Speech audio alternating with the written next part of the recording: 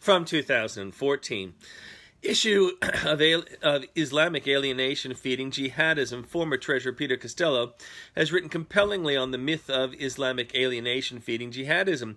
The narrative provided by Fairfax Press, or ABC, has it that oppressed Islamic peoples in Western culture are driven to jihad to assert their values. Impotent Islamic leaders employ such rhetoric to feed their hold on power, and often embrace values expressed by terrorists. But many known Western jihadists are not oppressed, but fed on a diet of welfare, higher education, and entitlement entwined with victimhood, living a great life of travel, big houses, expensive cars, that they would never have imagined while working in their own nations of Pakistan, Afghanistan, et al. Meanwhile, we have enemies of ISIL claiming that ISIL are using US-manufactured weapons given to them through aid, and we have the UN feeding victimhood by giving special rules for some.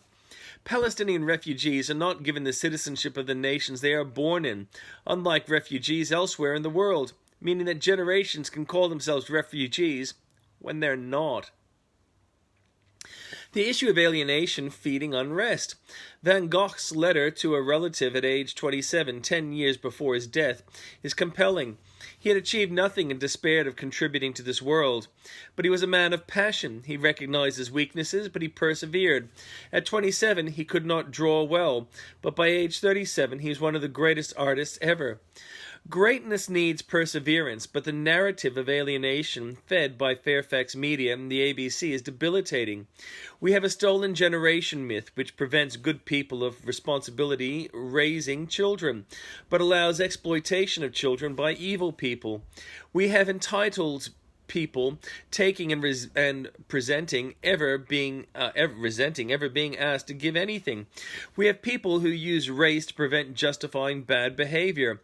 When the government tries to help people exercise essential work skills, we have do-gooders prevent them. Mixed issues. A royal commission, which is investigating what the ABC denied was there, is asking for an extension to collect more information, having too much and needing more time to find out how the construction industry has been impeded by union corruption. A budget fix which is needed to restore balance is being blocked by the Greens, ALP and PUP, none of which have a policy addressing the issue.